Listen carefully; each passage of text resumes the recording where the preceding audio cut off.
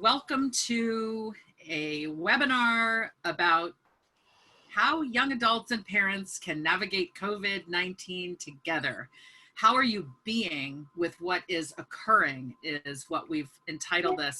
I'm Julie Lythcott-Haims, and I'm an author. I wrote How to Raise an Adult.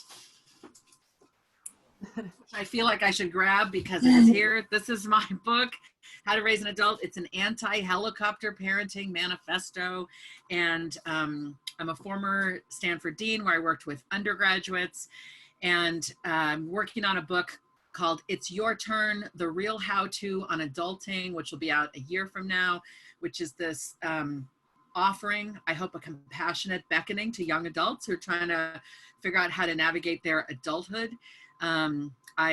I have two kids of my own who are young adults, a 20-year-old son and an 18-year-old daughter. And for all of those reasons, the author me, the former dean me, the mom me, the human, I'm super interested in how young adults are weathering this coronavirus storm. My hunch tells me, my empathy tells me that this is hitting y'all harder and differently than other age groups. And so I've begun to think about this a lot really in the last week. And then I was joined, I got an email, I think, or some kind of social media post from Anne-Marie Cheresso, who's an amazing woman who has been thinking the same things I've been thinking, like, whoa, how is this working for young adults and their parents? And we decided to team up to do this webinar. So I'm gonna ask Anne-Marie to introduce herself in a second, but just wanted to kind of give you the gestalt on why we decided this might be useful. But before I go any farther, just a few housekeeping things. You know, grab a beverage. You know where your emergency exits are, so I'm not going to try to tell you, like, if you need to leave, leave. You know, have the beverage you need for your own support. And thank you. We had close to 500 people register for this thing. Looks like we've got close to 200 in here right now, which is an incredibly high rate of yield on the registration. So thank you for entrusting us with your time and with your with these issues that we're going to try to talk through really thoughtfully, honestly, frankly, and compassionately. Want to just thank all of you for that. I know some of you are here from Chicagoland, and some of you are here from California, some of you are here from New York and Texas and Seattle and, you know, Florida, and we know that people in Australia wanted to watch this, and if they are, it's 5 a.m. Friday for them. So super big applause to anyone who's here from a time zone where it's really inconvenient. Really grateful to see you. All right. So let me turn to Anne-Marie Cheresso to introduce herself, and then we're going to ask our young adult panelists to introduce themselves, and then I'm going to just hand it over to Anne-Marie, who's going to kind of run us, run the panel, run the conversation, and I'm going to pop up every now and then with questions of my own and questions that I see in the chat. So let me now turn to my introduction of my colleague and partner in crime on this, Anne-Marie Cheresso, who does hail from Chicagoland, which is why I gave Chicagoland the first shout out.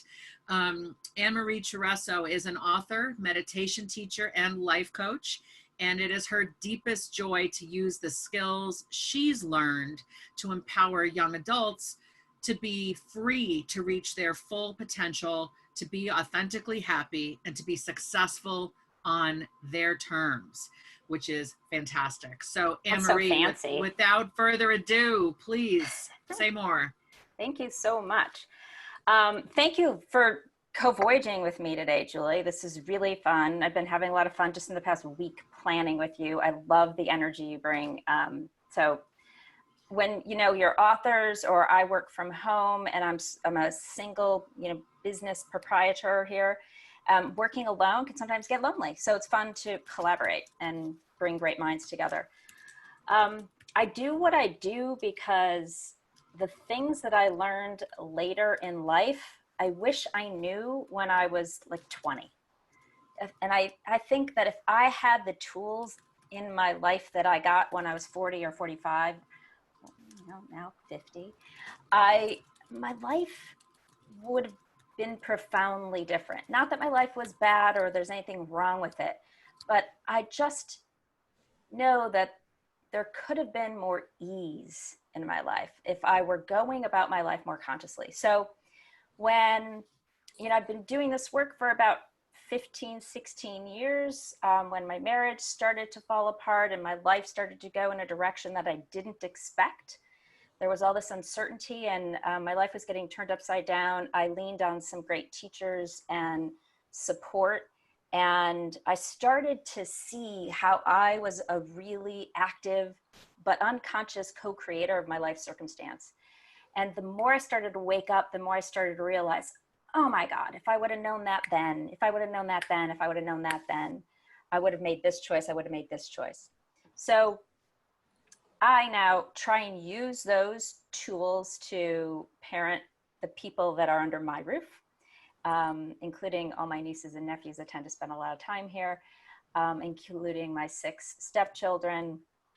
And then I wanted to reach out, my son, Robert, who's just popped onto the call, his friends would come over and we would be talking about this stuff and everyone would be having fun with it.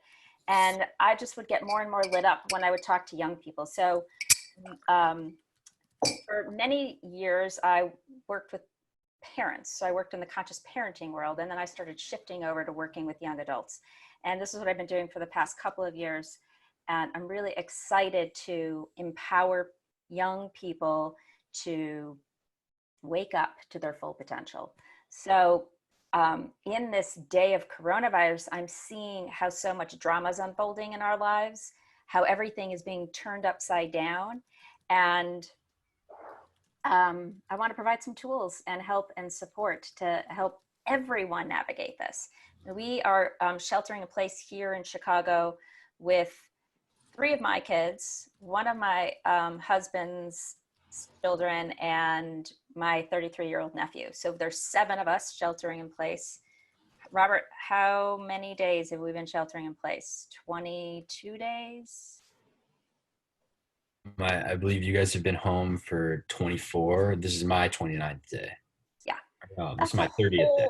Whole lot of days to be around the people you love. So we've been applying everything that I'm about to share with you on this webinar into our life as we navigate being, just simply being together in all this time and space. So I'm really excited to share with all of you, and I'm really excited to hear from all our panelists.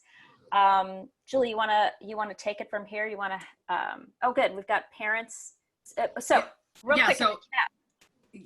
So I'm just to let you know what I'm doing in the chat. First of all, I let folks know that, you're not going to see your own video, just the panelists are on video because there's so many hundreds of people here. But I'm asking people to let us know if they're parents or if they are young adults, and people are just replying. This is an opportunity for them to check in. Please know I'm watching and monitoring. I don't want you all to be distracted by that.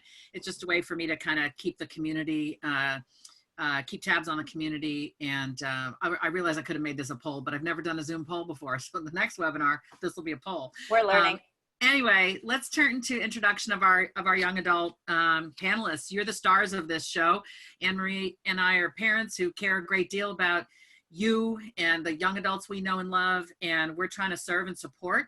But we don't want this to be about what we think about what young adults are experiencing. That would have been a different webinar. We've decided to center your experience.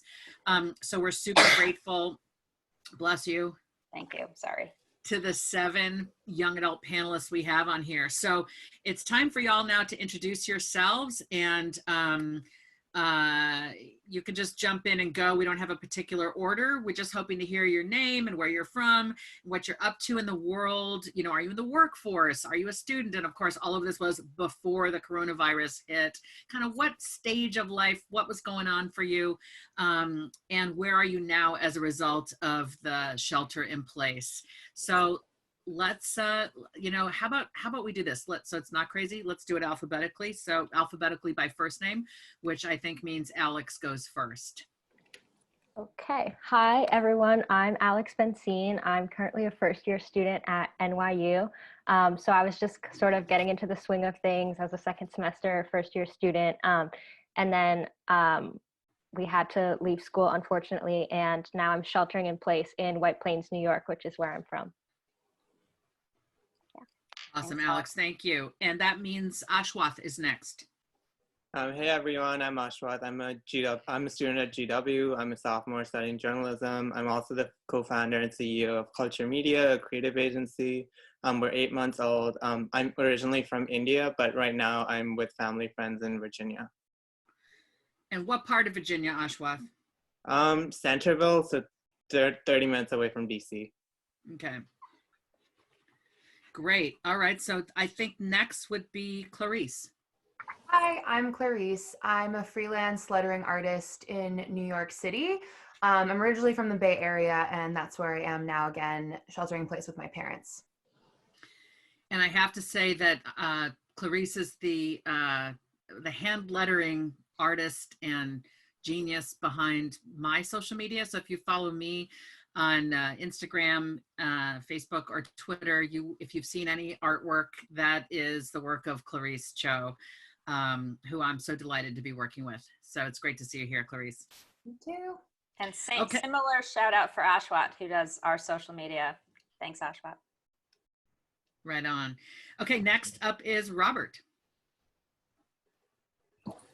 Hi, I'm Robert Hanna. I'm in Chicago. Wi-Fi's not- Going to my junior year of college. And yeah, right now I'm at home with family. Hey, Robert, since the Wi-Fi isn't so great up there, is there another place in the house you can go? That's what I just asked, but I don't want to walk around the house until I know. Yeah, why don't you just stop your video and go head down to another part of the house? Okay. So before you do that, Robert, you have a better connection right now. We missed most of your introduction. Just try it again. Oh, I'm sorry. I'm Robert Hanna. I'm right upstairs from my mom, as you just heard. So I'm in Chicago at home. I'm going into my junior year of college in the fall, hopefully, if everything gets underway. And I'm going to go find a better place with better internet. Well, you sounded good just then. And I do want to note you're the only panelist. You two, Anne-Marie and Robert, are the only parent young adult panelist pairs we have. I'm here without Sawyer and Avery. My 18 and 20-year-old are in the house. The other young adults on the panel are not here with their parents, but you've got this dynamic, and that's going to be special and potentially a lot. I don't know. Just want to acknowledge and want our viewers and listeners to know that. So yeah, okay. So thank you, Robert. And I believe that puts Shaina next. Hi everyone, my name is Shaina. I'm a current junior, so rising senior at the University of Pennsylvania, studying international relations. I also manage and run a Generation Z marketing consultancy, serving as a chief people officer there. It's based in New York, but we obviously work remotely when we're in the school year. But given everything that's happening with COVID-19, I'm back home in Long Island, New York, with my 4-year-old brother, who you might hear in the background. So just gonna preface that now. Thank you. There he goes. Oh, there he is. Okay, adorable. Shaina, thank Right you. on time. Sky, you're next. Hi, everyone. My name is Sky. I just graduated from University of South Carolina last May. So after that, I decided to move to Australia, and I was living in Australia until this all unfolded. So I'll try and make a long story short. I was 5 hours away from where I lived in Australia on an island, and then I got the call that the government was urging that all citizens come back. The next day, I had come back to the United States. I was planning to be in Australia for 2 years, and now I'm in Raleigh, North Carolina with my family. Wow. Yeah, bummer.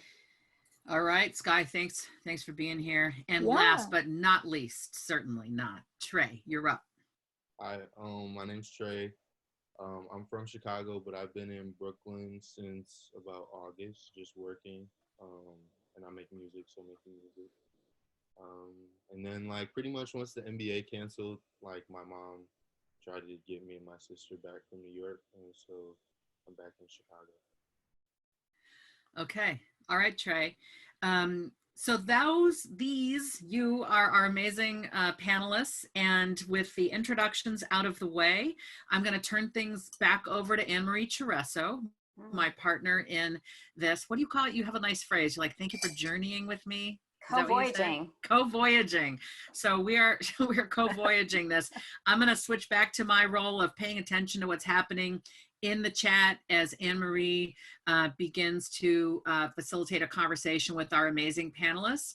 And I just want to acknowledge we have 226 attendees in the house right now, which is really awesome. Thank you for giving us your time and your trust. And we're about to get into the meat of things. So let's do this. All right. Just taking a breath. That was a lot to take in. So deep breath here. Also wanting just to bow in gratitude to all our panelists and our participants, and to you, Julie, for doing this with me. We're asking you of your time, and I know how valuable that is. And I noticed, of course, I'm going to be doing this the whole time. I have a whole series of notes that I plan to work off of, but because I practice and teach mindfulness, which is being present in the moment, I notice that what's coming up for me right now is two things. I want to invite everyone to put their phones on silent or down so that we can all be fully present here. Just for this period of time. I know it's sometimes challenging, but see if you have a willingness to do that. I would invite you to try. And then the second thing is one thing I wanted to get from all of our panelists is what has been the most stressful thing in this transitional time for you? Like, what's going on for you that's causing you the most stress? And you guys can, I don't know how you want to do this because we have 7 of you. You can like just raise your hand and unmute yourself and pop in popcorn style. I see Clarice unmuted herself. Yeah, I can start. I told Julie this a few times, but for me, the most stressful thing was more towards the beginning. I'm already pretty like hypochondriac, germophobia. So I was taking it very seriously from the beginning. And I think the hardest thing was seeing people my age, whether they be friends of friends, just not taking it seriously and being, just kind of like, this doesn't affect me. So I'm just going to go have spring break at Miami Beach and things like that. And I was just both stressful and frustrating and awkward to try to have those conversations with people because you're kind of like, we're the same age. Is this my place to say something? Mm-hmm. Or is it overstepping? Will they feel like I'm trying to be this annoying parent figure when we're peers? So that for me was the most stressful, but luckily I had a really good group of friends that felt the same way and we kind of just commiserated together. And then now I think it's like, if you're not taking it seriously now when things are this bad, I don't know what you're reading or I would just take it seriously now, but I think people are, which is good. Thank you. Yeah, thank you. Yeah, this whole idea of how everyone in the world is relating to this in terms of seriousness or not, I think has been a big topic all around adults, young adults. And I see it popping up even just in our small family system, right? Like we have this family system here at home, but I have a network of nieces and nephews that live real close by who are basically living with us pretty much on a regular basis. And we're not allowing them to come here. So it's been a source of stress for us as a tight family unit, extended family unit, and navigating everyone's feelings around that, hurt feelings, feelings of righteousness, feelings of loneliness, right? Our feelings of feeling bad. So that's a big conversation. Thanks for raising that, Clarice. Who else? I can go next. Yeah, Ashwa.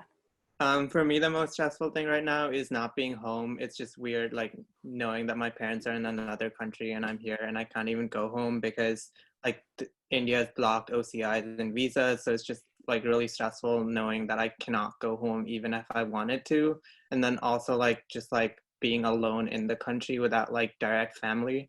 Like I do have like relatives, but I don't have my parents here. And so that's just like, if I get the coronavirus, I don't know how I'll figure out like health insurance, all of that stuff. And so that's just generally stressful. Yeah. Holy cow. Thank you. Yeah, I hadn't even thought about the health insurance issues and whatnot, but being away from immediate family, I can't imagine what that was like. Thank you. And I remember Ashwat, when this idea that you can't actually go back, like you don't even have the option to. Right. So how disempowering that feels. Right. It's really, really important. Thank you. What else? Sky.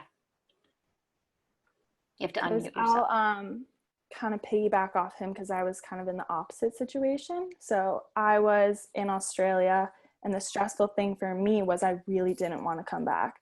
I had settled there. I'd been there for 5 months already, and it was just seemed like the end of the world to come back, because the most stressful thing for me now is like, what is my future now? Like, what is my plan? I have to rewrite my whole plan, because my plan was to travel for 2 years. And like, obviously I can't picture my future with that right now, but I'm happy me and my family made the decision kind of to come back when I did, or else I would have. It was more of their decision, not mine. But I'm happy I came back when I did, because I was going to possibly be in that situation where I couldn't come back, didn't know how the health insurance was going to work if I did get it.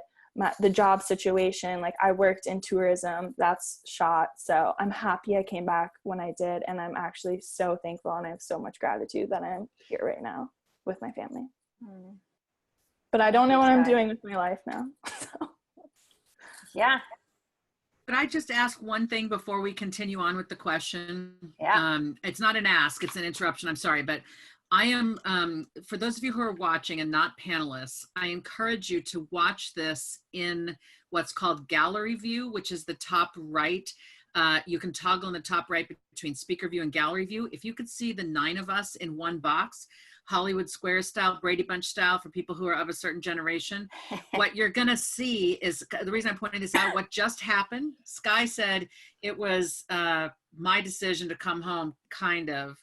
And immediately you could see a reaction, because we knew what she meant was, well, my parents kind of made this decision for me. And I want you to see the facial dynamics of reactions that are happening. So I really encourage you to watch in gallery view to see everyone at once. I think that'll be the best way to kind of participate in this. Okay, back to you.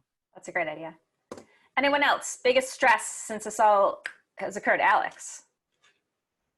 Kind of in the same vein as Sky, I'm a first-year student now at NYU, and I had just been getting settled into, living on my own for the first time, and living in a city and just being away from my parents. And then the speed at which this all unfolded just felt very sudden. And so that caused me a lot of stress at the beginning of this whole situation. And now I'm more concerned with how I'm going to be able to keep in touch and really sustain the friendships that I have already started to make over the past few months. And, just are they strong enough? Like, do I have good, skills am I good at keeping in touch, so that when we return in the fall, we'll be able to just pick up from where we left off. Yeah.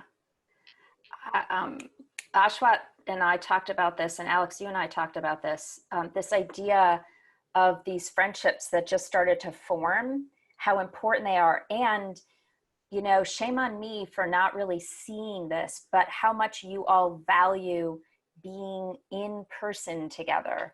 And there's a way in which I think Gen Z and millennials are perceived, or at least my perspective is, they're all online all the time. They don't know how to socialize. They don't know how to be together. They're addicted to their phones.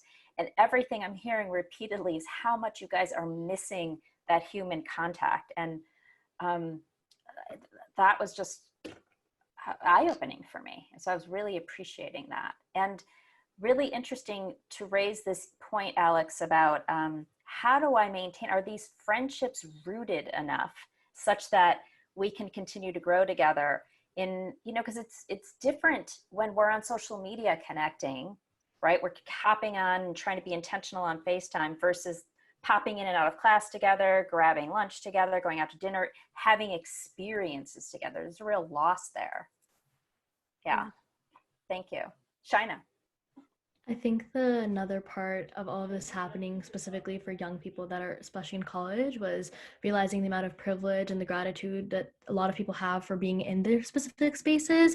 I know coming from like a first-gen background, when Penn announced that they were gonna basically kick a lot of people off campus, there was a lot of housing insecurity. People don't have access to food meal plans. People don't have access to Wi-Fi.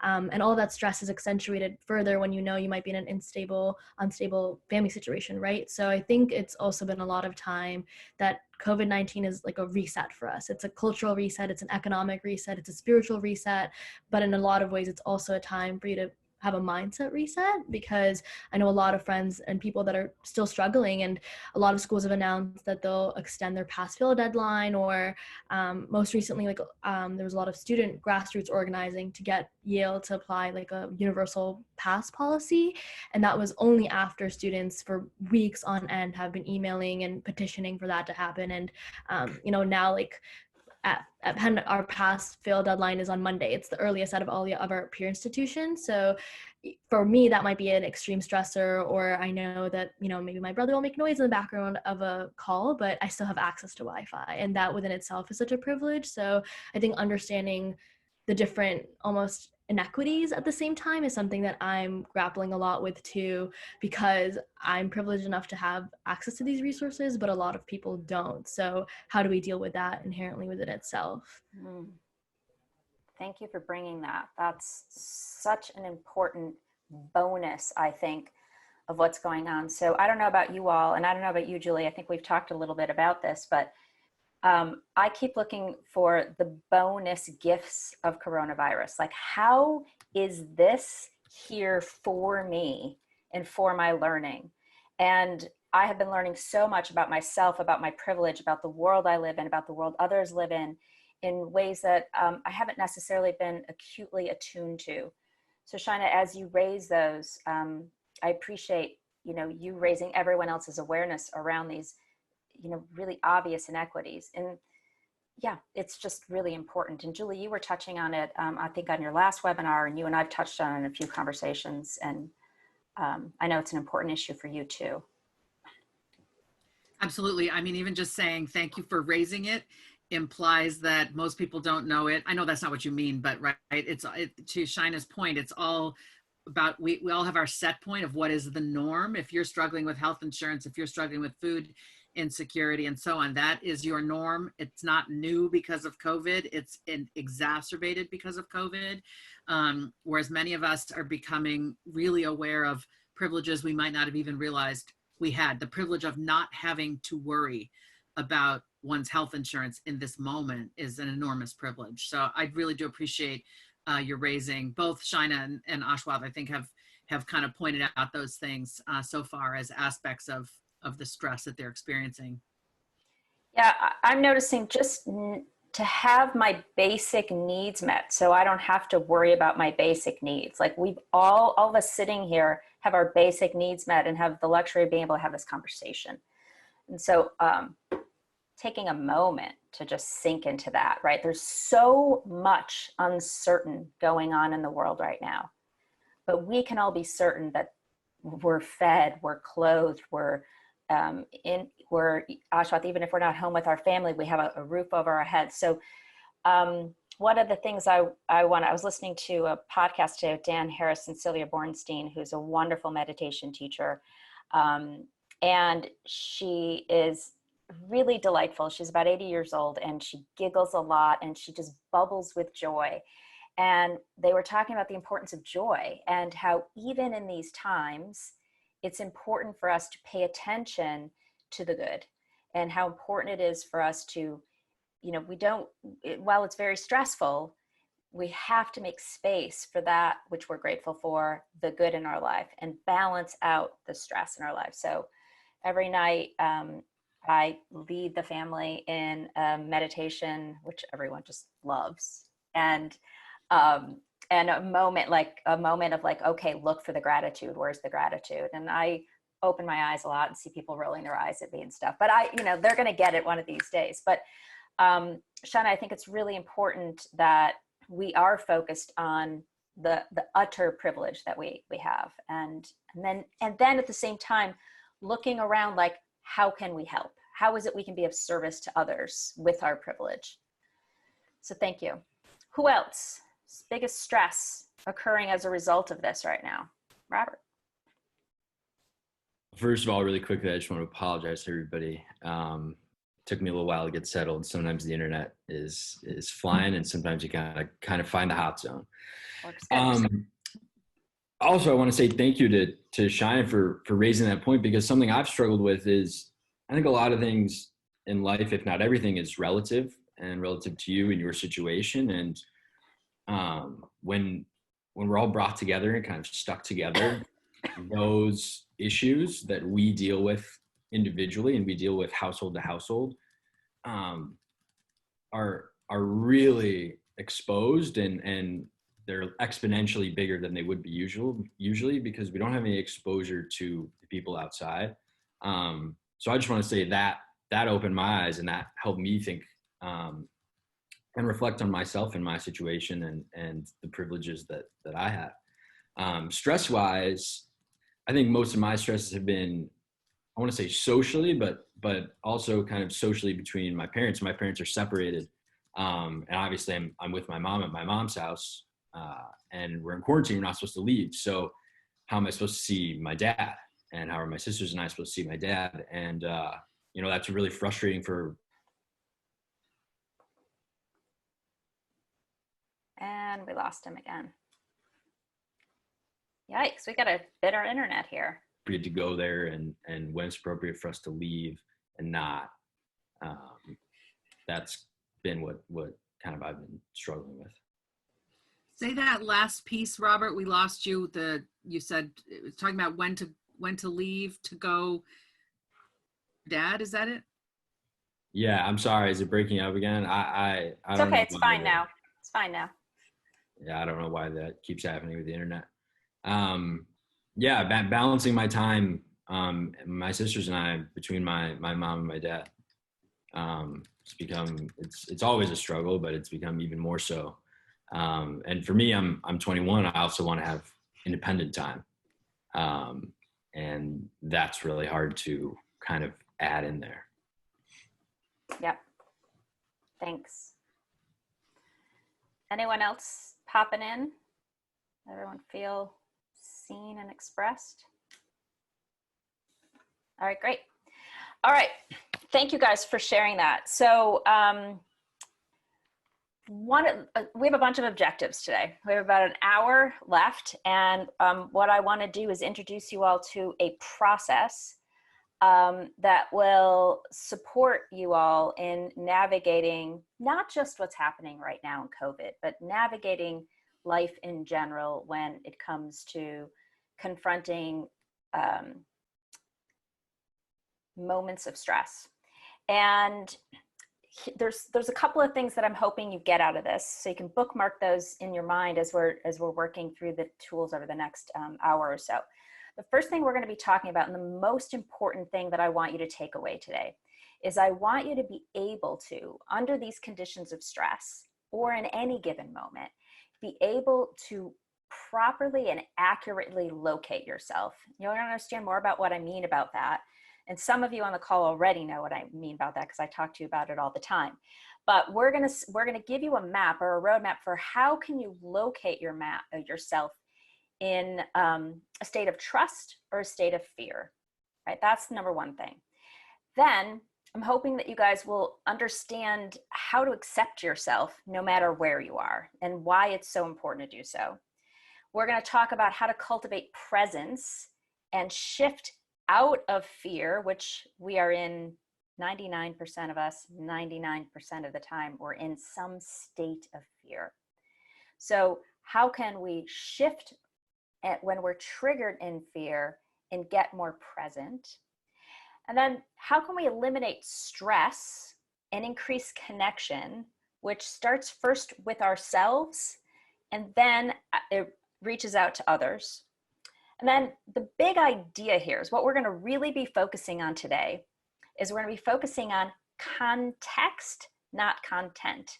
And I'm laughing at myself because I'm seeing my reflection in the 9-tile Julie, and people tease me about how much I use my hands, so that's just going to be the way of it today. Now I'm really seeing it. It's like all over.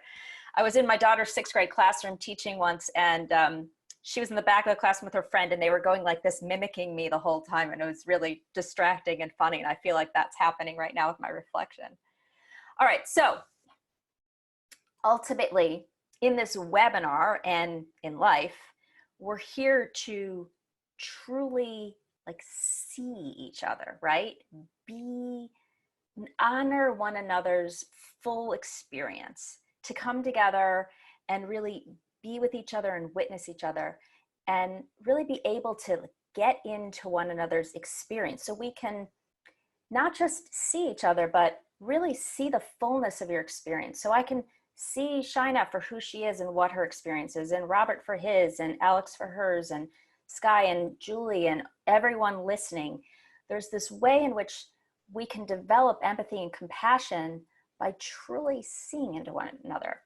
And so this isn't about looking at one another and saying, you know, my situation's not so bad. This is about honoring whatever it is you're experiencing and creating space for that, so that we're all being able to create space for whatever it is we're going through.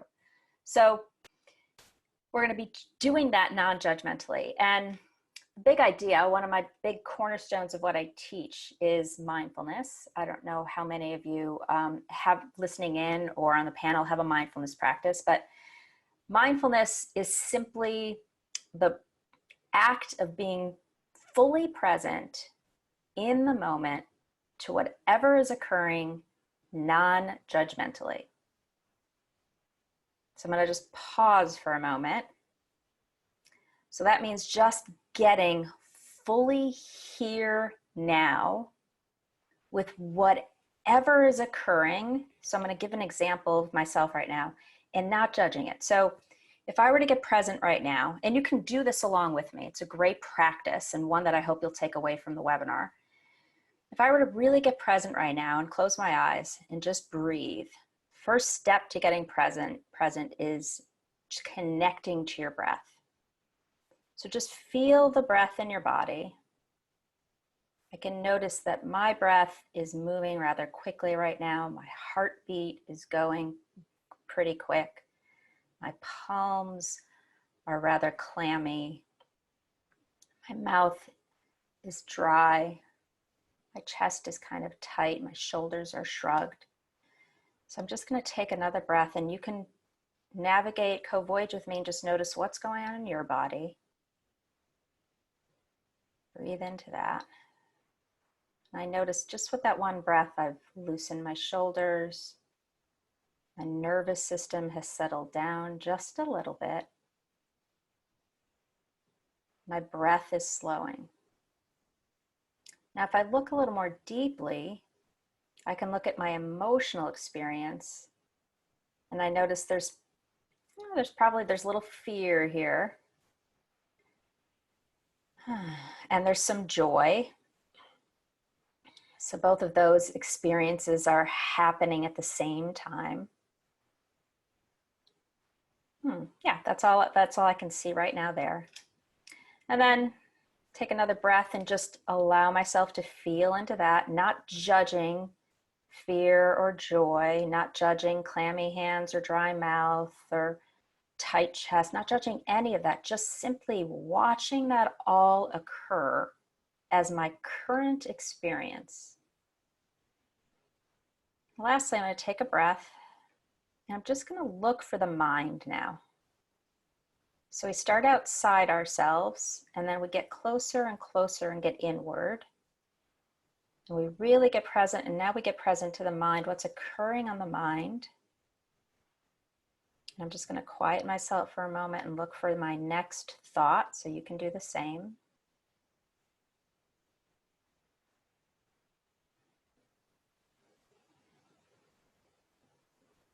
And my next thought is, there's so much to say. That's my next thought. So I'm just going to breathe into that. And then with me, you can flutter your eyes back open and come back to the space between us. And you might just notice what it feels like in this now moment compared to prior to us doing that exercise. Just what it feels like to be in your body. So that is called a check-in. And I do that about 59 times a day. I'm constantly checking in with myself to bring myself to this now moment. And the reason I'm doing that is so that I can really get present with myself as I am. So mindfulness, again, I'm going to say it one more time. It's being present in the moment, non-judgmentally with whatever's occurring. It's basically an acceptance practice. And often we are our own greatest judges. So the big idea is, can we learn to accept our experience with kindness and with compassion? And we're all really good at that when we're feeling good, when things are going well, when life is easeful, when life is predictable, when life is going as we planned. But the moment things turn upside down and we get triggered and we get into fear states, we start to lose our footing and we become more judgmental of ourselves and our experience. So we're going to learn today is like, how can we bring more acceptance into our everyday life, no matter what's occurring, no matter if it means my life, my trip, 2-year plan to Australia has just been turned upside down on its head, or I'm living away from my parents and this feels really uncomfortable. Like, no matter what's occurring, how can I find my center in all of that chaos? So, Julie, you're muted. Unmute yourself. Hold on, Julie. Yep, sorry. Okay, Just trying to find my cursor. The parents on the webinar the parents are the majority of the webinar, by the way. Yeah. And I bet some of them are, as you describe this, and the stress the students are experiencing and the young adults, and you're going to help them, you know, kind of get more centered, and right. The parents, we parents are also stressed out, and we are not always at our best. We are saying things to our kids from a place of fear. And I know I've been, you know, alternately hot and cold with my kids. And so for parents, I just want you to know that while we're centering the experience of young adults, everything that we're walking through applies to all of us universally. So find your own examples of what's going on in your own mind and your own body, as Anne-Marie is kind of checking this out with our young adult panelists. Does that make sense, Anne-Marie? Oh, please. I'm hoping that everyone participated in that exercise, everyone on the webinar. And if you didn't, you'll get the link. You can go back and try it again. So this is the key, Julie. If we are not practicing as the adult with the young adult, or the younger adults, doesn't matter how old the people in your lives are, right? We all have mirror neurons. So when I'm activated and triggered, my kids are going to be activated and triggered, because we're energy and we attract like-minded I can vouch energy. for that. You can vouch for that. So my job is to center myself so that I can not only be in relationship to myself with kindness and acceptance, but I can then be present for whatever's occurring in Robert, for instance, which I can't be present to him if I am not available myself. So, Julie, I heard you say when you're not at your best, like it's happening all the time these days. We've got 7 personalities living in this house. I am constantly navigating, you know, energies in the house, which is difficult for me. And so I am, like I said, 52 times a day, I'm checking in. Where am I? So we're going to give you a model in a minute to help us locate ourselves. But it's fundamental that we as adults understand these tools and techniques so that we can really get present and be kind and compassionate with ourselves first, because we're so hard on ourselves. We so desperately want so much for the young people in our lives that sometimes we put so much pressure on ourselves, and we judge ourselves, and we're not kind and compassionate to ourselves. So present yourself first so that you're modeling for the young people in your lives what it looks like, because they watch, they watch, they do what you do, they don't do what you say. So it wasn't until I started actually doing these practices in my everyday life that my kids get it. And one of my favorite quotes ever is, a couple of years ago, I did a live conference here in Chicago with Shefali Sabari, who's a really amazing conscious parenting coach. And she was my keynote speaker, and we had a couple hundred people coming. I was highly stressed, and my daughter at the time, I don't know, she was 12 or something. And I'm making dinner, and she kept asking me for help. And it was the night before the conference, so I was super stressed. And she kept bothering me and interrupting me. And I turned and I lashed out at her, and I, "Stop it, I'm busy," or whatever. And she goes, pounded her hands on the table, and she goes, "You're no conscious parent. You don't know what you're doing." Robert, that was Ashley. And it was classic, and it was perfect because she was absolutely right. Here I am in the moment. I wasn't practicing what I preached. And really what she did was she shifted me, and I laughed, and I got with, "Yeah, you're absolutely right. I'm totally not conscious or aware right now." So getting myself present is the first thing I do. And I don't always do it. Sometimes I get triggered, because guess what? Everyone here on this panel and listening in, first and foremost, the thing we all have in common, we're all human. So we're all just human beings trying to figure out this thing called life. So we have to bring some kindness and compassion into ourselves. All right, next. We are all conditioned by the adults in our lives, who are conditioned by the adults in their lives, who are conditioned by the adults in their lives, and so on and so on. This goes back generations. The way we behave and the way we're in relationship to stress is inherited for generations.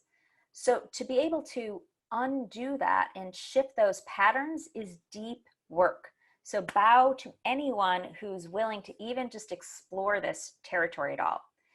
All right, so we're going to explore 4 key questions today. The first question is going to be, where am I?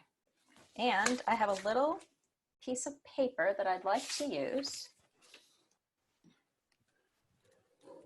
In any given moment, we are in one of 2 places. We are either in a state of trust or we're in a state of fear. We're not ever in both places. So we're either triggered in fear or we're present and in trust. What do you guys see here? Anyone? We can't really see it. Oh, okay. Line. Yeah. A line, right? This is just a simple black line. And we use this line as a shortcut to help us identify if we're up above the line in a state of trust or we're down below the line in a state of fear. So that line just helps us navigate the territory a little bit, all right? So today, we're gonna use an example from our lives to play a little game, to take a shortcut, to help inform us how we're being in relationship to something that's occurring in our life. So the simple model that we're gonna be working with today, just this simple, silly little line, is gonna help you understand yourself a little bit more and help you navigate the territory. So what I'm gonna ask everyone to do, so not just the panel, but everyone on the call, or everyone on the webinar, I want you to take a moment and think about an issue that's occurring in your life that ideally involves another person, has some juice to it, make it a little juicy, and something that you're willing to share or talk about. And don't make it too big, because we've only got like 35, 40 minutes left. Make it, like mildly juicy. I'm gonna give everyone just a minute or so to come up with an issue.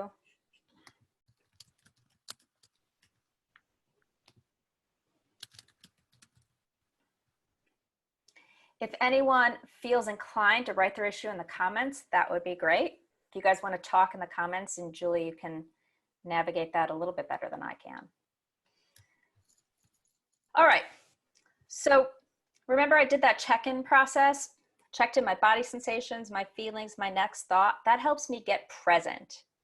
once I get present, and let's say I have an issue that's occurring, I use that check-in process to get present, and then I ask myself this next question: where am I? And like I showed you a minute ago, I use this line to help me locate myself. Above the line, I'm in trust. Below the line, I'm in fear. Now, let's map out the territory just a little bit more. When I'm above the line, I'm open. When I'm below the line, I'm closed. When I'm above the line, I'm curious. When I'm below the line, I'm defensive or defended. When I'm above the line, I'm really committed to learning. And when I'm below the line, I'm committed to being right. Now, who catches themselves thinking or believing above the line is better?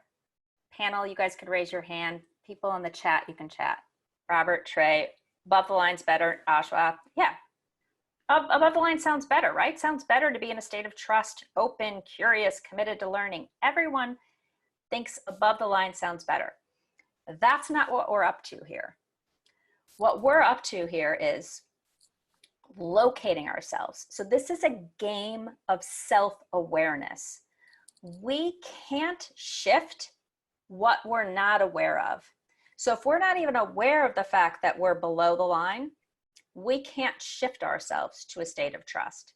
So the big idea here is it doesn't really matter if I'm above the line or below the line. One is not better. I'm going to learn about myself and the world either way. What I want to get right, if there's a right, is accurately and reliably locating myself. Am I in a state of trust or am I in a state of fear?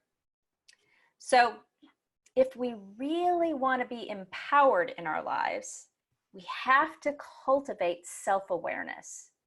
Because if we are below the line in fear, we start creating all sorts of drama that's out of our control. So the big idea here is, can I reliably and accurately locate myself? So I asked you guys all to come up with an issue, and I want you guys to raise your hand and locate yourself around your issue. Do you think you're above the line? If you think you're above the, well, thumbs up if you're above the line and thumbs down if you're below the line. And guys in the chat, go ahead and say above or below. Robert's below, Clarice Shina's below. You guys are all really honest. Love it. Oh, Sky, you're above. Ooh. I think I am. I think most of the time I am. Just from what you've taught me, I feel like I've encouraged myself to be mostly above the line during this time. Awesome. Good catch. All right. So I have a handout that I'm going to pull up and use on my screen share. As soon as I get that pulled up, I will share my screen with you. And this is going to be a document you guys are all going to use to help you get even more clarity. Can everyone see my screen? Yeah. Okay. So you can see how this is the model of above and below the line right here. There's the line. When I'm aware, I trust. When I'm unaware, I'm in a state of fear. And these are the behaviors, the actions, and the things we say. So beliefs, statements, and behaviors when we're below the line. So I want you guys who saw yourselves below the line to go ahead and identify where you are below the line. Just circle in your mind's eye 2 or 3 statements. Can everyone see that relatively clearly?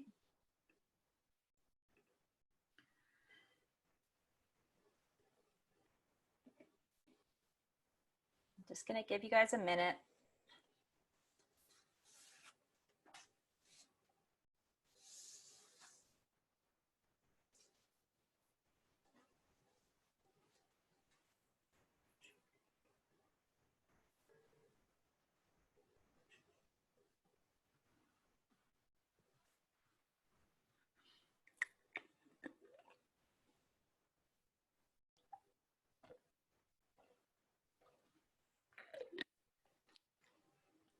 All right, I'm gonna move that over a little bit.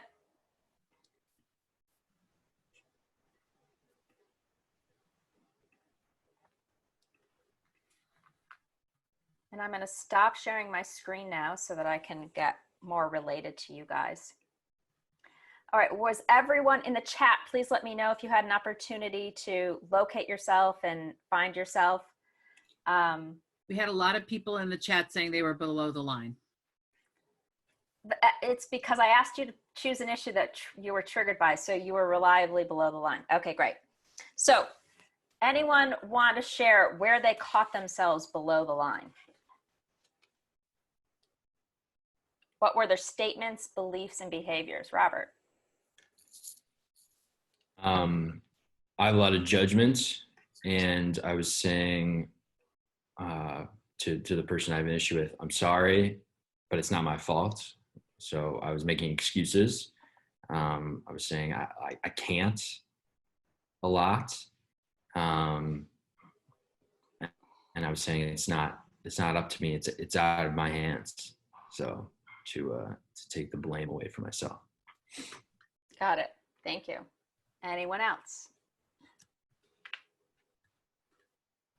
Ashwat?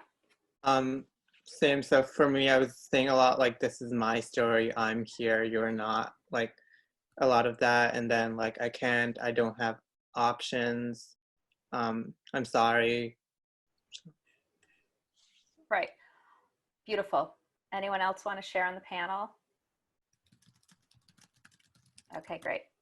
All right. Julie, you're writing something. Oh, okay. I want to make sure that I'm attending to you too.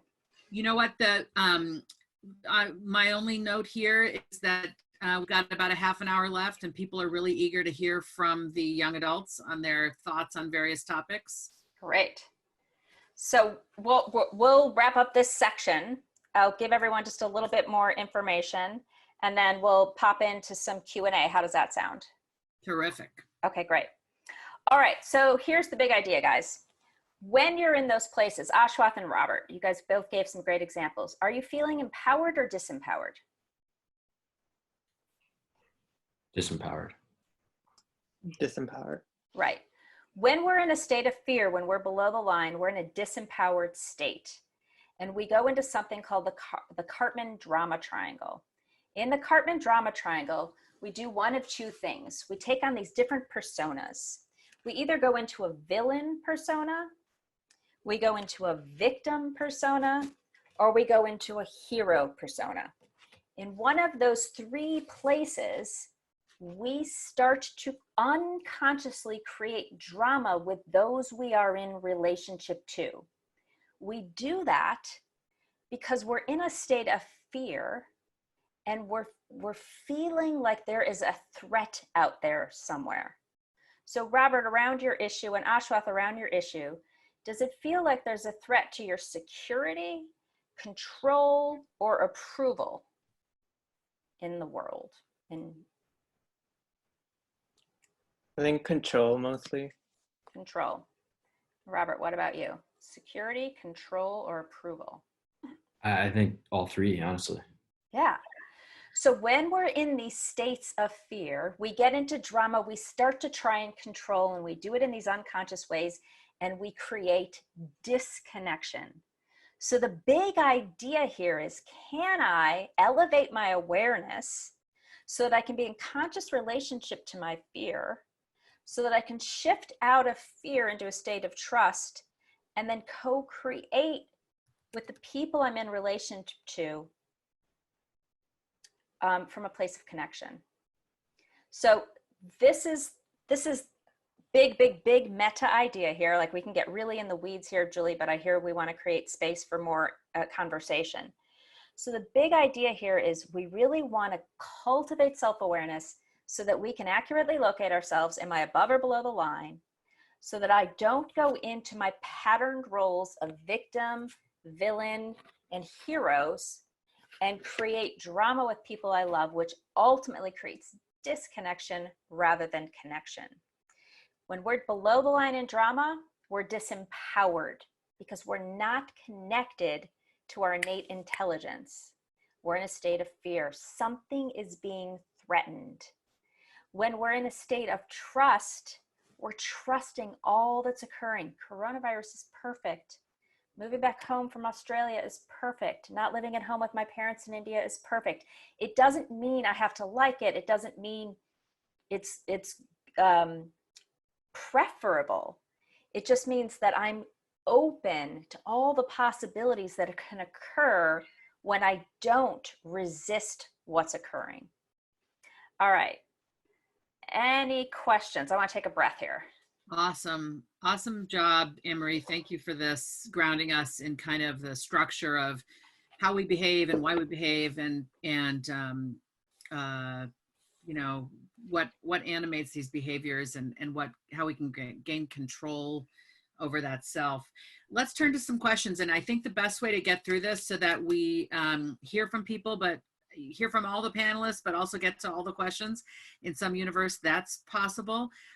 So I think I'm gonna throw out a question, and let's have maybe 3 panelists answer. If you're dying to be the 4th panelist to answer, awesome, but we don't need all 7 responding to all the questions. This has been a common question.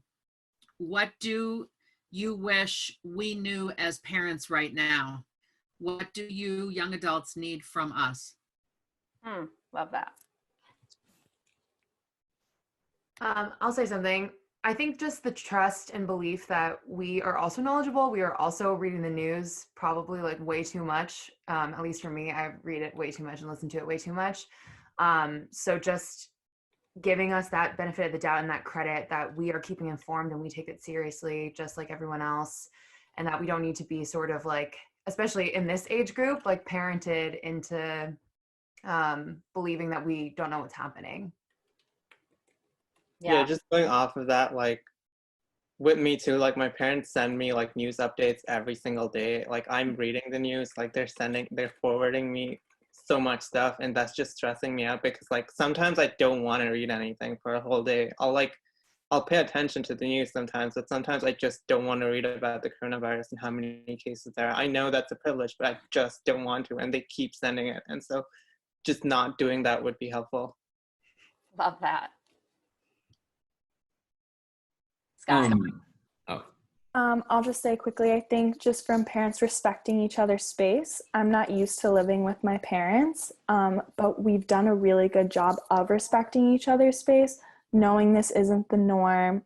Like when I was in high school, like them telling me what to do, I feel like when you're back with your parents and you're living in their house, they often tell you what to do. And surprisingly, it's been pretty smooth, but just respecting each other, like acknowledging like to work together to be in a like harmonious household, just respecting one another, and being conscious of where everyone's at for a parent and child. Thank you, Sky. Anyone else want to weigh in on that? Robert. The big thing for me is definitely transparency, whether that be with how you as parents are processing everything going on in the world. Being open with me has been really helpful. My mom and my stepdad, who I'm staying with, have been super open about not only what's going on in the house and how they want to manage the house, but their fears about the world. And as crazy as that sounds, that helps put everything in perspective, because when I don't feel like there's transparency, I feel like there's a really big issue that I can't know about. And that creates fear that might not be needed. I want to speak to this. Julie, do you mind? Do you have something you want to say first? I was going to do the same thing. Go ahead. Well, what I want to say is thanks for saying that, Robert. I think one of the misconceptions of parenting is we should keep things from our kids to protect them. And I think what Robert's pointing at is really important. They sense it, and so transparency is so important for them to feel secure, even if the information isn't what we would judge as favorable information. So what I'm going to offer to the parents and young adults listening, because I've been navigating 2-year-olds Can y'all, okay, my getting Yeah. messages that my internet is unstable. I think this is a moment for us as parents and for young adults to sit at the table and acknowledge what's changed and what hasn't changed in our relationships in light of coronavirus. We still love each other, we're still family members, and yet young adults have been out in the world, in different countries, in college, in the workplace, and now that they're sheltering in place, parents, we don't want to be treating them like children, okay? We don't want to revert to old roles. We want to kind of meet them where they are and frankly help them grow to be more self-sufficient and more independent and so on. So I'm really encouraging a family meeting where everyone gets to check in like we did on this call, but also we ask our young adults, how's it going? What do you need from us? Here's what we need from you. It's all right for us to have expectations for them, but they also need privacy and independence, right? So we've got to come to a meeting of the minds of what are the expectations that we all have to manage our own needs and the needs of this household. And young adults who are listening and on the panel, one of the best ways you can show your parents that you are an adult, Ashwath, start sending your parents some links. Okay? They're sending you links because they think you're not paying attention to the virus. Why don't you every day for like 3 days, hey, mom, dad, have you seen this link? Have you seen the latest?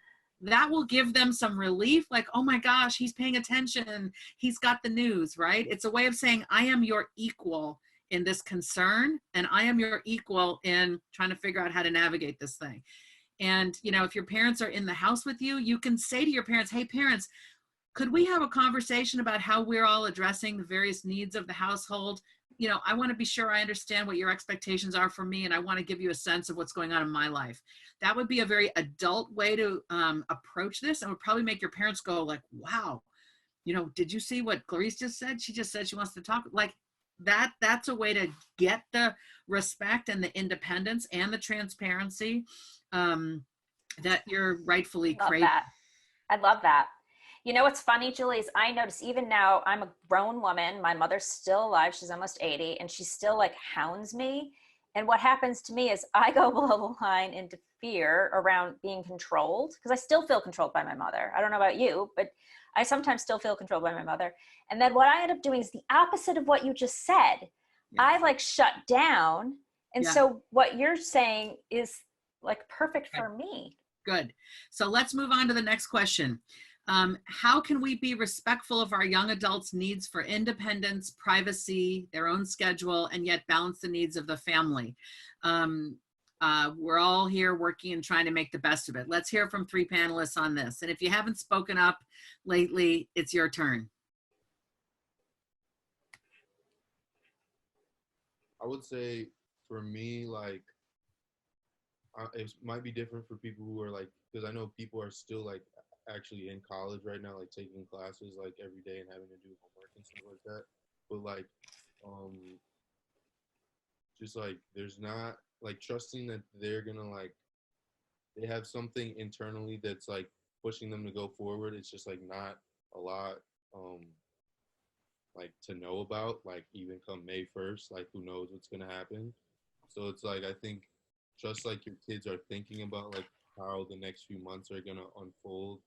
And also, you know, I think my mom like does a good job realizing like, or like articulating that it takes like an entire family for like, when you add more people to the family, it takes like more people to like have the household function like smoothly and not have people get upset about feeling like they're doing too much in this one area or whatever. So I'd say like advocating for yourself in general, whichever that may be, like telling your parents like, yo, like I got this, like I'm figuring out, there's just not much to actually do right now. And then also being like, yeah, I need you to do this, I need you to clean the kitchen like after dinner, like that's what we say. Just advocate for yourself. Thanks, Trey. Anyone else want to jump in on this balance between privacy and independence and needing to kind of deal with the whole larger family issues?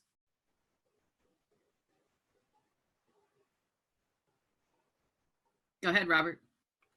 I think just like what Trey said, it's a lot of just trusting us and trusting that we can lay out our path as we go forward. So, you know, the more people you have in a household, the more, I think, individual space everybody's going to need.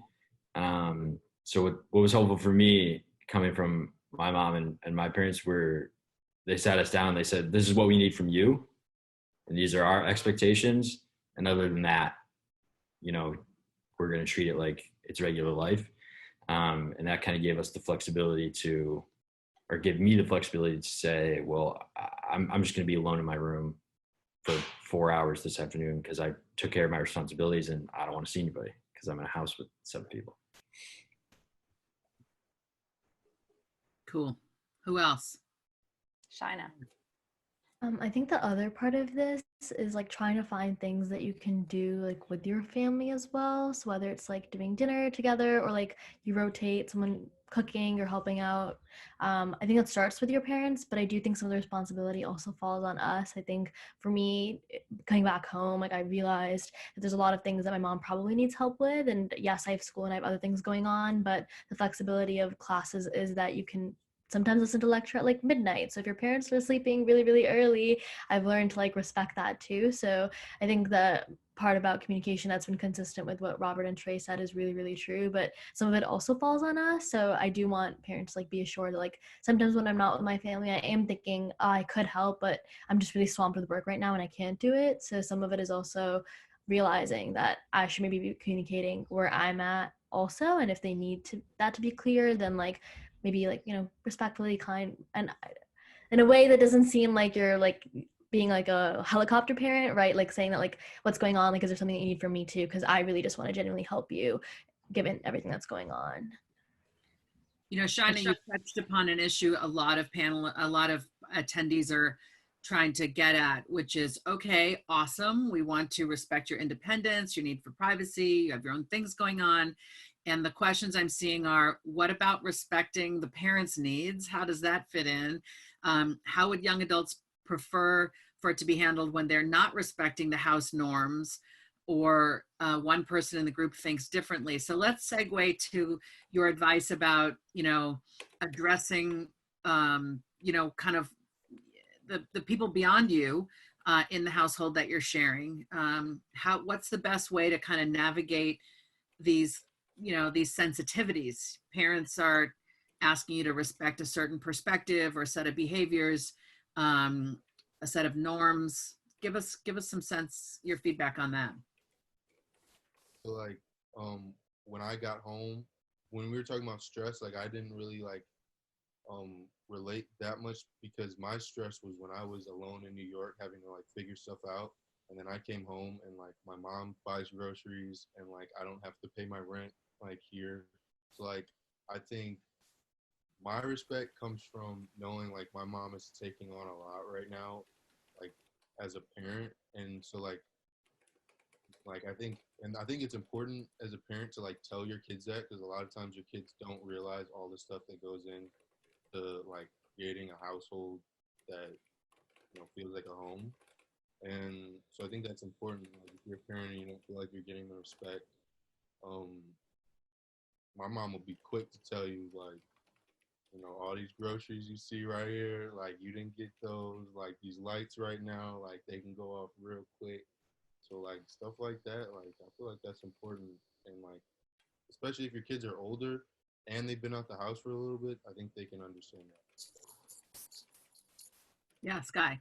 I just want to piggyback off of what he said because I completely agree. And I think that now that I am an adult, the things that my parents have been trying to teach me to do, like do stuff without them asking, has gone a long way. Like putting the dishes away without them asking, or like helping with yard work without making a fuss about it. It's really just, I think that's something for like the young adult in the situation, like working together with your parents just makes everything a lot easier and like a lot less stress, and the parents have a lot more gratitude back, which like lowers the overall stress. And I think we feel more gratitude, like not having to pay for rent and not having to buy groceries, that it makes things a lot easier to work together. Yeah, Alex.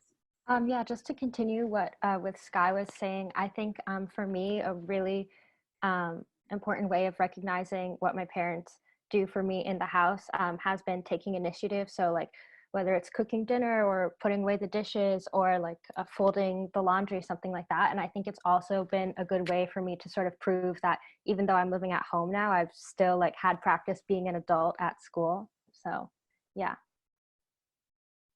Yeah, Clarice.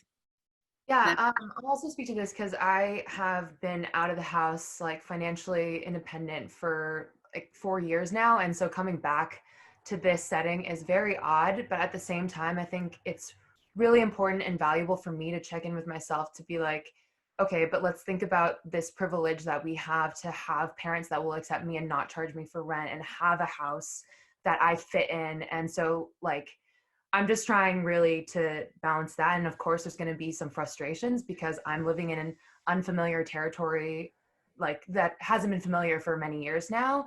And then at the same time, my parents are like, oh, there's a child now again in our house, which we haven't had for a really long time. So just, I think doing these regular check-ins on my end and then asking of them and then trying to just be a lot more empathetic than I think my high school self would have been in this situation.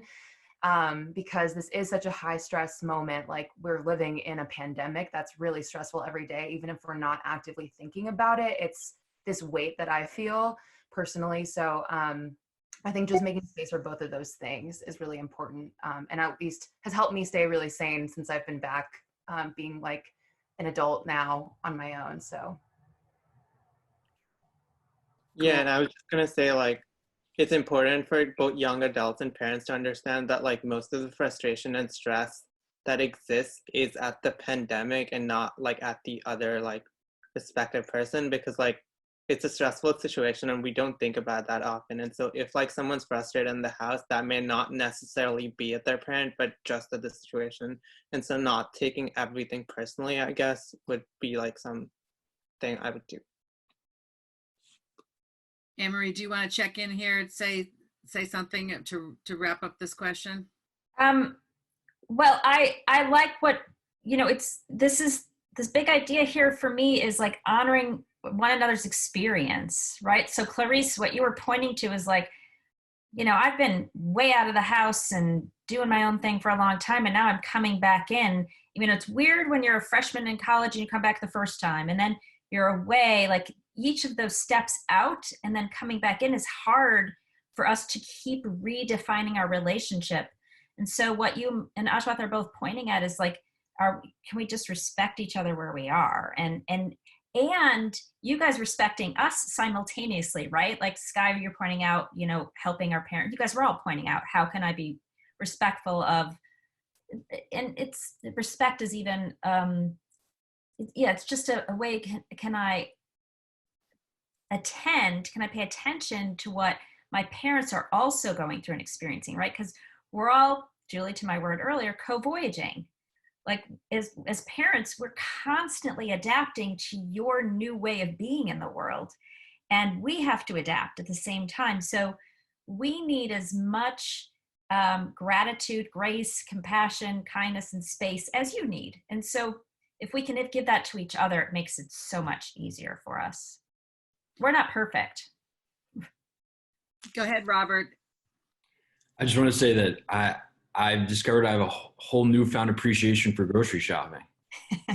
And not only how long it takes and how annoying it can be, but how often you have to go and how expensive it is.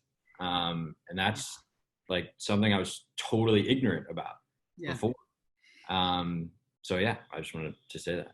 And to that point, in many of our households, we have elderly family members. They can't go out. We might have people who are immunocompromised. They can't go out. Our young adults are often the best people to put out there to go do the grocery shopping. And if you are that young adult who is basically the healthiest, least at risk in your household, for you to step up and say, hey, folks, let me know when it's time to go grocery shopping. I'm happy to take on that task. Just to offer those kinds of offers. I'm seeing in the chat, somebody said, when our young adults do stuff without making a big deal, it feels, like it feels amazing and the best gift. Yeah. It gives parents that sense of gratitude and relief, like, oh my gosh, they just offered to do this. That's so awesome. That's the way to really build up the points, that sort of that trust and that, like, I'm in this with you. Like, I'm going to take on this task. We're getting a lot of great comments. Kudos to the young adults for their comments. Julie, I see 2 questions kind of repeating themselves, and this one I think would be really good. Hold on 1 second. I'm just trying to get through this. What a great group of young adults. Seriously, they're amazing. You can see here the maturity, self-reflection, and awareness. A lot of gratitude to y'all for sharing. So I just wanted to get that out. Yeah, go ahead, Anne-Marie. People are asking, I've seen it come down a few times, sleep schedules and drugs and alcohol. And I thought we're going to turn to that for sure. Yeah. Right on. Go for it.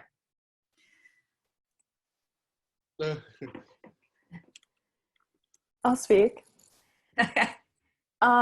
Interesting. I think those are both great points. Like, I'm 23 years old. I'm used to, like, drinking with my friends. Surprisingly, my parents have been like they weren't normally before with drinking, but like I've been respectful. We've been like they haven't judged when I've drank on like a weekday, even though like what are the days anymore, but like it's been pretty smooth with that there, because like the respect thing, again, they're acknowledging that I'm an adult and they're not going to judge me with that. We're all going to have a little wine together.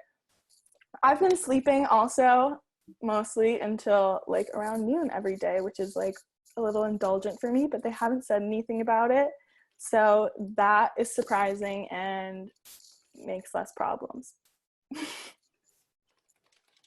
So you think they should just let you, you guys, in terms of sleep, this is always a big one in this house, just let you guys sleep till 2:00 in the afternoon, like, because that's what you're doing. Some of you are doing away at college, so I've seen that come up a number of times here.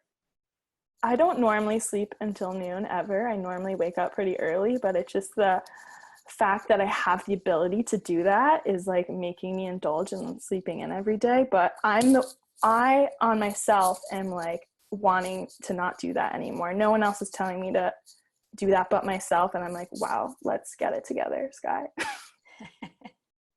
What are others' thoughts, young adults, on the sleep issue and the drug and alcohol issue? I think all this just comes back down to trust.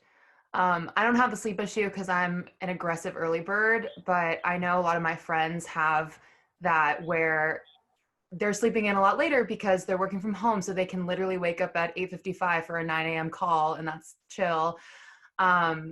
But I think it's just like they're still showing up to the thing they need to show up for, and we're all functioning adults in some way and are in control of our own schedules, and so it's just a level of trust of knowing that people will get stuff done even if it's on their own schedule. And then I also think like my roommate in New York is an aggressive late bird, and so he's like the opposite and stays up super late, and that's his most productive hours. So I think it's also acknowledging that we don't all have the same hours of productivity. And then lastly, this is kind of a bullet point answer, but I have talked to a lot of my friends, and we all sort of just feel a sense of grief. And it took a while for us to notice that was this feeling. It's like grief for the life you thought you would have, grief for spending time with other people, with your friends, grief for, going to events that you bought tickets for, and all that's just gone. Grief for where you live, if it's Australia or New York or whatever. So just like when you think about that, knowing that maybe that leads to needing to sleep a little bit more, or needing to not change out of your sweats for 5 days and things like that, and just kind of allowing that space. And then maybe breaching the conversation if you feel comfortable to say, hey, how are you feeling today? How are you handling what the most recent news is today? Or just saying, I'm here for you when you need or want to talk on your own schedule. So that's just my 2 cents. Thanks, Clarice. Lisa, one of our attendees, is saying, I think most of us don't sleep enough. So if anyone's sleeping more now, that's a silver lining. As long as they show up and do what is necessary, rooted in trust, to your point about trust, Clarice. And I just want to add, on my family side, I kind of came to the realization, why do I need them to get up at the same time as me, right? they're not young children. I'm not sort of having to deal with their diapers and their play dates, right? They're grown-ups living in my house. I've tried to adopt more of an Airbnb kind of mentality. Like, I've got some people in my Airbnb, and you know, they need things from me and I need things from them, and we have to respect each other's stuff. So I think it comes down to the conversation, like, are we having dinner together?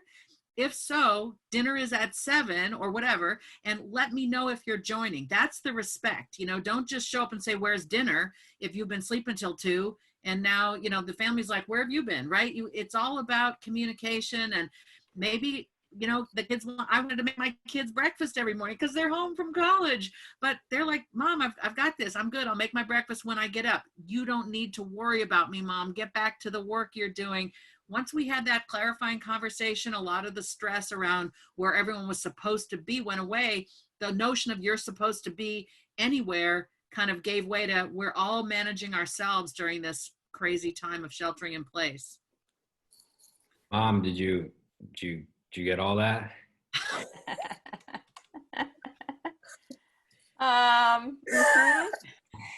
Does sleeping till 5 o'clock count? It's sort of like, why do you need him to get up? If you're concerned about someone's mental health, if they're isolating, that's a mental health concern, right? But if they are, it's here's what I think you could say. You could say hypothetically to Robert, you know, dude, you're sleeping till 5. He's not. Okay, the hypothetical young adult, right?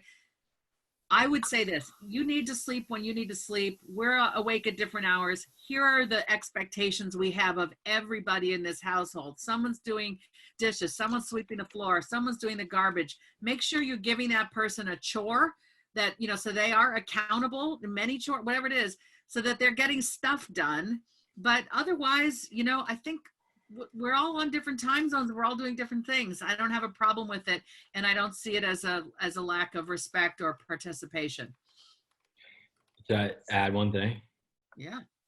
For me, I have a tendency to sleep in. Like, I sleep until noon, 1 o'clock all the time. And a big part of that for me is we have 7 people in the house. The house is only quiet after midnight. And you know, that's a lot of the time that I get to, and I can just have to relax in the living room or the family room and just kind of take a deep breath while everyone's quiet and everyone's kind of in their space and winding down and going to bed. So a lot of the time, you know, I'll seek out that individual time and really that time to relax at 11 o'clock at night or midnight. And I don't have school until 12:30. So I have the luxury and the flexibility to stay in, but it's really all about just having that independence and having that space. Awesome. So y'all, we're at the end of our planned time here, and I want to respect everybody's time. There is a final question that I think, Anne-Marie, how about I ask a final question and ask you to, from the chat, you know, pick a final question. And if you need to drop off, please drop off. And thank you for coming. We'll just go a little bit longer here. The question that I want to address, want the panelists to address is, what's helping you deal with your worries and the uncertainty? How about we do a lightning round here, get all 7 of you to quickly respond to that question. What's helping you deal with your worries and the uncertainty? Go. I would say, like, there's a lot I can't control, so like there's really no point in stressing over so much that like I have no power over or like don't know what's gonna happen. So it's like if there's something I can do, like I'm gonna try to do it from like, you know, home, and everything else, like there's really no point in worrying about it because no one knows. So I'm not gonna pretend that I'm gonna know.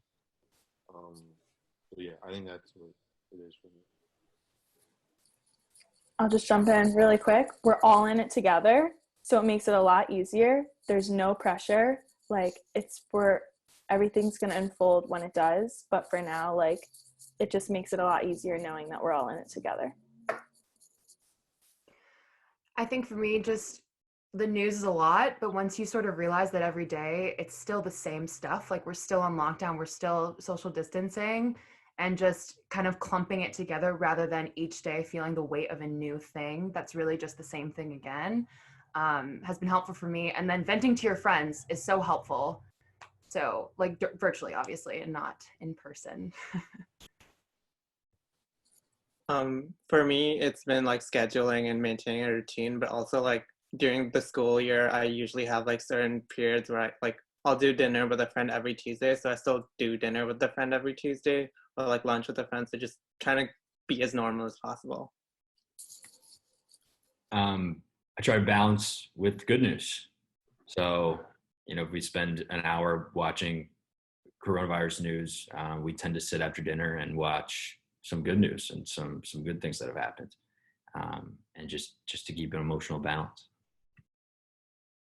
Yeah, and I think for me, the thing that's kind of getting me through this is just that it's in some ways temporal and it's definitely a learning experience. I think for young people, especially, we grew up with the 2008 financial crisis, 9/11. We've been in this state of political unrest and social and economic unrest. And this is something that, generationally, like you read about this in textbooks. You don't think it's ever going to happen to you. So how is this something that you can learn from? But at the same time, take as a moment to pause, be grateful for what you have, and then remember to do our part. It's definitely something that's calling out the humanity in us more so than it is anything else. Beautifully said, China. Yeah, I would also say I'm someone who really likes to keep a schedule and stay on top of things, but this time has been stressful in a lot of different ways. So just building in a few hours every day where I just have time to do nothing or just like talk to my friends on FaceTime or listen to music and just veg out, just building in that time, that really focused time to just relax and do nothing has been super helpful. And then just also recognizing, that, we're all in quarantine, we're all having to self-isolate right now. And just not trying to change that situation or just fight back against that, just sort of embrace that this is what it is and just trying to work with your environment and the people that you have around you. Awesome. All right, that was all 7. Emery, do you have a final question? No, I have too many for a final. I just have gratitude for everyone participating. The questions in the chat have been amazing. You guys have been amazing. This was really fun. Trey, you have something. Yeah, I just wanted to talking about gratitude that I wanted to add. Like for me, my little brother and sister are like 12 and 8 or 11 and 8, and like I just know there's gonna be a time where I won't be able to like spend this much time with them, and I didn't think like I would be able to spend this time with them right now. So like to all the people who feel like, oh my God, I'm back with my family, and like it kind of sucks. It's like, especially for young people, like you probably won't have this ever again. And so I would just really be grateful for it and the time with your family, because family's important, even if it's tough to be honest. Thanks, Trey. No problem. I've been feeling a little bit, I know this kind of sucks for most of you because none of you expected to be back home. And by the way, we haven't expected you to be home either. Julie and I were chatting about that. Like we weren't expecting it either. And I do think like today's my daughter's 19th birthday, and Alex, I know you can't be with Alyssa right now, but I get to be with her, and I'm like smelling the roses. Like there's gifts in all of this. And if we can keep focusing on the gifts, like Trey, you get to be with your siblings. How great is that? There's lots of gifts, and I know there's lots of things to focus on that are hard right now. We get to choose with our self-awareness. We get to choose where we focus our attention. So choose to focus on the gifts. It doesn't mean ignore the hard stuff. It just means put lots of attention on the good stuff. What about you, Julie? Any last thoughts? Yeah, just gratitude to everybody for joining, the panelists. You're all amazing, and you're getting a lot of love in the chat, which I love. Emery, you're amazing. I learned so much from you, and I definitely want to be part of your ongoing practice. So I'm gonna have to figure that out. Like I need that, you as a guide in my life, just so beautiful. People definitely want to see the slides, so we're gonna have to figure out how to email attachments to the registrants. I don't know registrants, if participants, if I'm going to be able to email things to you easily. I think the better place to go for follow-up is either to Anne-Marie's website or to mine. We'll get you up. We'll get it all to you. Yeah. Yeah. Okay. So my final thing is what I've learned over the course of the last week with my young adults. Number one, they don't want to be treated like children. Number two, they want connection, but they also want to be able to make their own choices. Number three, they ache to see their peers in person, and they are grieving the fact that they can't.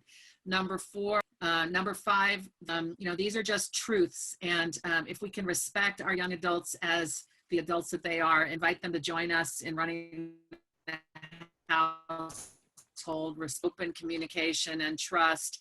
And as parents, to be humble about the fact that we're not perfect. We don't know what we're doing. We're trying our best. And sometimes we screw up. I am too often below the line, to use Anne Marie's beautiful paradigm. I'm too often below the line. I was just below the line last night with my daughter. And when I notice that, I try to go back hours later and say, I am so sorry. I was not at my best. Here was the fear that was going on for me. I'm really working on this. When I show up with that humility in the life of my young adults, I just get so much back from them. It's like our relationship just boom, goes to the next level. And I'm trying to model that this is what we do when we act out, because sometimes they're the ones acting out, let's be real, right? But I'm trying to be a good role model for the things I know are right. And that's, I think, for all the grown-up, older adults on the call, let's try to keep that in mind so that we can be the parents these young adults need and deserve. One last thing, everyone, adult or young adult, just cut yourself some slack. We're all just doing the best we can in all of our moments. Mine, not even in Corona moments, but just in our everyday moments. Being human is hard. So do your best, forgive yourself, have kindness and compassion for yourself and others. All right, we'll end it there. Thanks everyone for joining us. Been great to have you. Thank you. So great. Thank you, everyone. Thank you you. guys, thanks so much for your time. Thank you. Thank you for everything. Thank you. Thank you. Really appreciate your brilliance. Thank you. Thanks. Lots of thanks from everyone in the Yep. Thanks guys. Mm-hmm. Bye guys. Bye Sky. Bye. Hi, our last one. Bye. Bye Sky. All right, we're gonna end it, everyone. So jump off the call. Time to go. Bye. Bye everyone. Bye. Thanks. Why don't you and I check in someplace else? Yeah. All right.